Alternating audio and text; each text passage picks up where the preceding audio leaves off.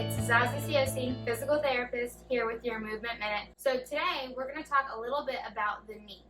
Something I see quite often is people coming in with knee pain. And I'll tell you that a lot of the time, your pain, even though you feel it at your knee, is not the actual cause of the problem. And so I like to refer to it as kind of like a tie. If you've got a little bit of a twist in a tie at the top, the middle portion gets a little wrinkly too. Or if the tie at the bottom has a little bit of a twist, you're going to again affect that middle portion. Even worse, if you've got kind of twists in the tie at both the top and the bottom, that middle portion is going to be really twisted up and not laying the way that we want it to be. The knee is really similar to that tie metaphor because a lot of the times when I see people coming in with knee pain, it's either that top of the tie or the hip or the lower part of the tie, which is the ankle, that is actually causing the pain in the middle at the knee.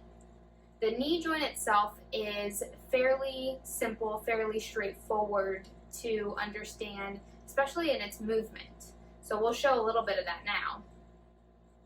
Mr. Steve will help us, but we've got the knee here, and turning a little bit to the side so you can see it from front on, you've got the patella or the kneecap, the tibia or the shin bone, the fibula or the bone, small bone on the outside of the lower leg, and the femur at the top.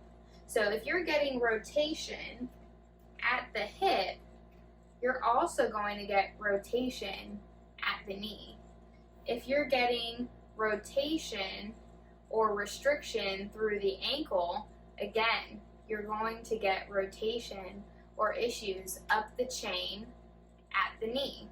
With the ankle, it could even go all the way up to the hip, and even up to the low back. That's topic for another video.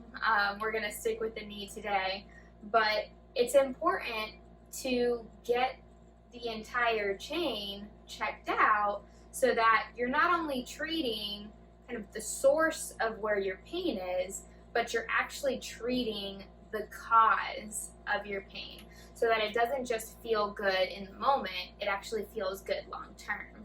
And so a very good in-depth assessment of what's your hip strength, what's your hip range of motion like, what's your ankle strength, what's your ankle range of motion like, what's your mobility and how much control over the mobility do you have, and how is that affecting your knee. Certainly, there are conditions that affect the knee and start at the knee. But what I often see coming into my clinic is a form or technique or lack of movement variability either up the chain at the hip, low back, spine, or down the chain at the ankle or foot that is basically kind of rearing its ugly head at the knee. And that is where we kind of zoom in our focus. But in fact, we need to find out what is the cause and not just look at what's the source of your pain. So that is something you want to play with a little bit at home.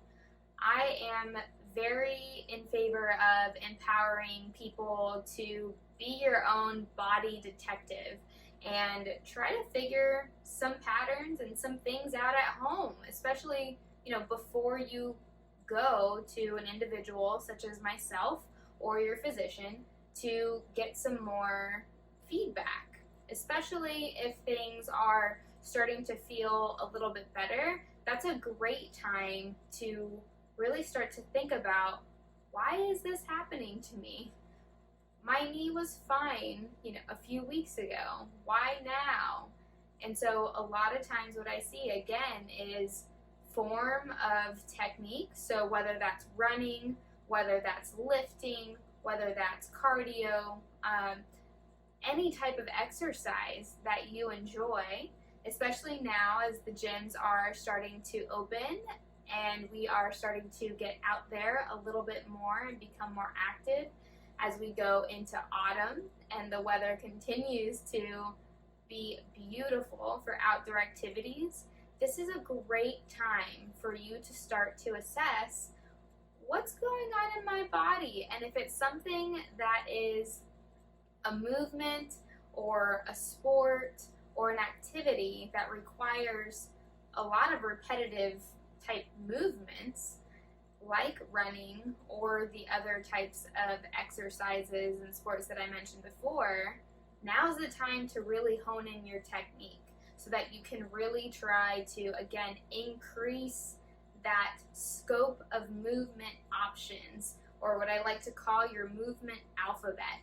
So if you're only working with A, B, C, well, life is A to Z.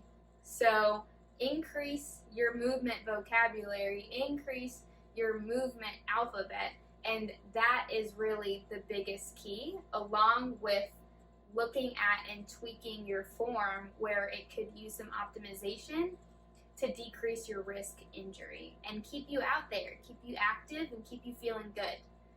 So if you have any questions, reach out, let me know. I'm always happy to chat, and catch you next time.